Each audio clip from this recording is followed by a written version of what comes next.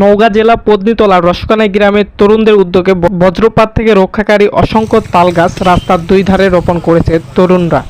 এমন কাজ করে তরুণরা গুরুজন বিশিষ্টজনদের কাছ থেকে প্রশংসায় ভাসতেছে।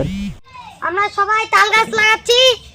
রসকানাই মৌলভীপাড়া, টিকুরপাড়া, স্কুল পাড়া এবং পশ্চিম পাড়ার যে রাস্তা আছে আমিনাবাদ মাথা থেকে আমরা আজকে তাল বীজ রোপণ করেছি।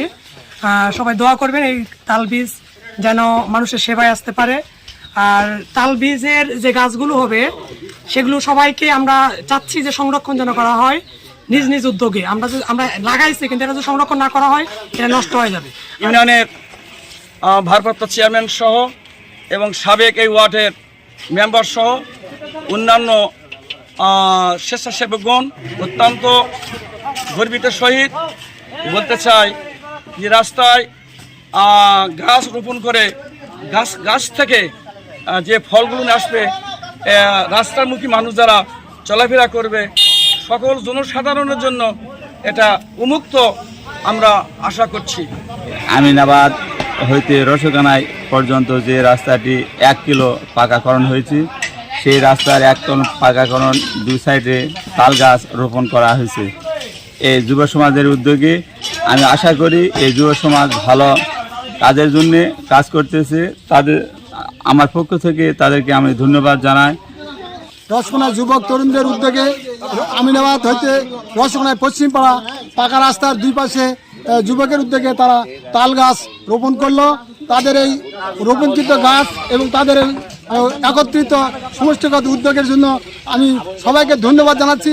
তার সাথে আরও যেগুলো রাস্তা আছে এই ইউনিয়নের মধ্যে সবাইকে উৎসাহিত করার জন্য আমি চেষ্টা করব। এরকম যাদের রাস্তা ফ্রি আছে তাদেরকে এই তাল গাছ লাগার জন্য বিশেষভাবে অনুরোধ করছি। আমাদের বাংলাদেশে বর্তমানে বজ্রপাতের হারটা অনেক বেড়ে গেছে।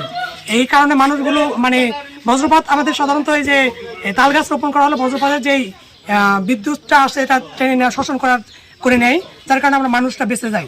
তাই আমরা সবাই সব নিজ নিজ জায়গা থেকে আসবো, এই তাল গাছ লাগানোর উদ্বুদ্ধ করতে এবং নিজে লাগাবো এবং সংরক্ষণ করব।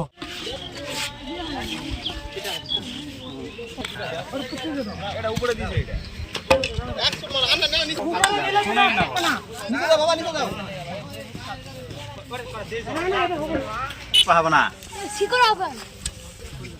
চুটা দিনের বাড়ি পাওয়া যাবে না।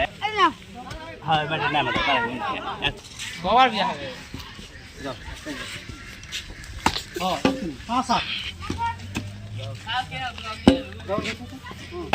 দেখ গাছ লাগা হচ্ছে, তাল খামু আবার বাদা খামু।